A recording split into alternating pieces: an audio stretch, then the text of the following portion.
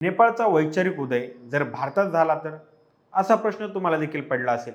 Social मीडियावरील बंदी आणि भ्रष्टाचारामुळे नेपाळमधील जेनझीमध्ये प्रचंड असंतोष पसरलेला आहे. देशभरातील युवक रस्त्यावर उतरले आहेत. हिंसाचाराचा उद्रेक झाला आहे. या प्रकरणामुळे नेपाळच्या पंतप्रधानांना राजीनामा द्यावा लागला आहे, तर अनेक मंत्र्यांना मारहाणीला सामोरे जावं लागलं आहे. तेथील सैन्य दल ही परिस्थितीवर नियंत्रण मिळवण्यासाठी आता रस्त्यावर उतरलं आहे. दरम्यान नेपाळमध्ये सुरू झालेल्या या हिंसक आंदोलनावर भारताने आतापर्यंत खूपच सावध प्रतिक्रिया दिली आहे. परिस्थिती नियंत्रणात येईपर्यंत भारतीय नागरिकांनी नेपाळचा प्रवास करू नये असा सल्ला देखील भारताने दिला आहे. नेपाळ देशाची स्थिती पाहता भारतातील नेते काही प्रमाणात अस्वस्थ झाले असतील. भारत देशातही जेनझी एक वेगळ्या प्रकारे विचार करत असतात.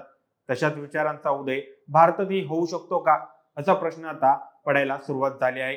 या सगळ्या गोष्टी सविस्तर जाणून घेऊयात आजच्या या व्हिडिओच्या माध्यमातून. आपण सध्या पाहत असलेला नेपाळ तो पूर्वीचा शांत हिमालयाच्या कुशीत वसलेला देश राहिलेला नाही. सध्या नेपाळमधील परिस्थिती आपल्याला बांगलादेश, सिरिया, इराक किंवा श्रीलंका या देशांमध्ये पूर्वी पाहिलेल्या अस्थिरतेची आठवण करून देतो. तिथे सुरू असलेल्या सामाजिक असंतोषाने आता भयंकर रूप धारण केलं असून हिंसेचं वातावरण निर्माण झालं आहे. या सगळ्या गोष्टी सविस्तर जाणून घेऊयात आजच्या या व्हिडिओच्या माध्यमातून. नमस्कार, मी सनी आणि तुम्ही पाहताय दैनिक राज्य लोकतंत्र. नेपाळमध्ये गेल्या 15 वर्षात तब्बल 12 वेळा सरकार बदललं गेलं आहे. त्याच काळात भारतात केवळ 3 वेळा सरकार बदललं आहे. ही तुलना आपल्याला नेपाळच्या राजकीय अस्थिर्याची कल्पना देऊ शकते. सातत्याने होणाऱ्या सत्ता बदलांमुळे तिथे स्थिर सरकार निर्माण झालेले नाही. भ्रष्टाचार, नेपोटिझम आणि लोकशाही स्तरांवरील विश्वासही नेपाळी जनतेच्या संतापामागची मुख्य कारणे आहेत. या संतापाचं रूप आता एका व्यापक जन आंदोलनात परिवर्तित झालं असून या आंदोलनाचं नेतृत्व तरुण पिढीकडे, विशेषतः जेनझी अर्थातच 29 वर्षाखालील तरुणांकडे. त्यामुळे या आंदोलनात जेनझी असं बंड संबोधलं जाते.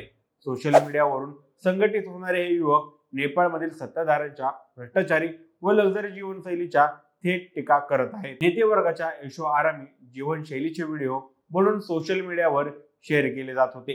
त्यामध्ये सामान्य जनतेला भेडसावणारी बेरोजगारी, महागाई, शिक्षण व आरोग्य व्यवस्था यांची स्थिती लक्षात घेता या नेत्या धनाढ्यांना जीवनशैलीमधले विसंगत स्पष्टपणे दिसून येत होती. हेच सोशल मीडिया प्लॅटफॉर्म म्हणजे फेसबुक, ट्विटर अर्थात एक्स, इंस्टाग्राम इत्यादी सरकारने बंद करण्याचा निर्णय घेतला. हा निर्णय तत्कालीन असला तरी त्यामुळे हा संघर्ष आणखीच पेटून उठला. जेव्हा सरकार लोकांचा आवाज दाबू पाहते तेव्हा आंदोलन आणखीनच तीव्र होतं. हेच आता घडत आहे. नेपाळमध्ये अनेक तरुण बेरोजगार असून त्यांचं स्थलांतर मोठ्या प्रमाणावर परदेशात होत आहे. भारत, मध्य पूर्व, अमेरिकेसारख्या देशात नेपाळी युवक मजुरीसाठी जात आहेत. आर्थिक अस्थिरतेमुळे त्यांना देशात राहून काही करिअर संधी दिसत नाहीत. या पार्श्वभूमीवर 8 सप्टेंबर रोजी हम ही नेपाळ स्टुडंट फॉर जस्टिस या संघटनेच्या पुढाकाराने एक शांतपूर्ण आंदोलन संसदेसमोर आयोजित करण्यात आलं होतं. सुरुवातीला आंदोलन शांततेत सुरू होतं, परंतु जसजशी लोकांची संख्या वाढत गेली तसं सरकारकडून त्यांचं दडपशाहीकडे रूपांतर तयार झालं. सरकारने आंदोलनकर्त्यावर थेट गोळीबार केला. काही अहवालानुसार या गोळीबारात 16, 19, 40 लोक मृत्यू पडल्याचं समोर आलं होतं. ही माहिती विविध बातम्या आणि रिपोर्ट्सनुसार आधारित असून काही ठिकाणी अद्याप मृतांची व जखमींची अचूक संख्या स्पष्ट झालेली नाही. मात्र हिंसा ही प्रत्यक्षात दिसत आहे. नेपाळच्या सत्ताधाऱ्यांनी गोळीबारासारखी कडक कारवाई करून जनतेच्या शांततेचा अपमान केला आहे. शांतमय आंदोलनकर्ते अचानक हिंसक झाले कारण त्यांच्यावर गोळ्या झाडल्या गेल्या. सरकारच्या या अमानवी कृतीमुळे एकूणच आंदोलनाचा रोखा बदललेला आहे. या सगळ्या प्रकरणाचा तत्कालीन परिणाम असा झाला की नेपाळ सरकारने संसदेत तातडीची बैठक बोलवली. काही मंत्री व नेते मंडळींनी राजीनामा दिल्याचंही वृत्त आहे.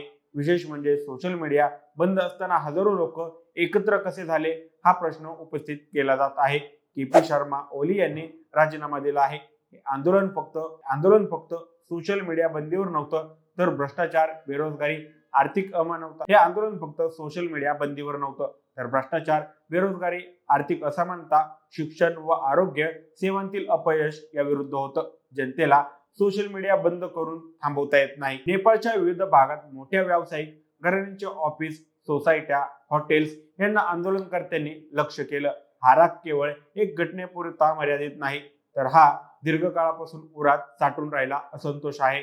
माध्यमांच्या अहवालानुसार अनेक युवक मृत्यूला सामोरे जाण्यास तयार आहेत. त्यांना भीती राहिलेली नाही, कारण त्यांचा विश्वास उडाला आहे. सरकारवर, व्यवस्थापनावर आणि न्यायप्रणालीवर आजही सोशल मीडिया प्लॅटफॉर्म काही प्रमाणात ठप्प आहेत.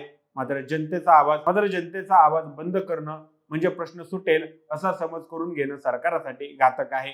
लोक आता प्रश्न विचारत आहेत आणि उत्तर मागत आहेत.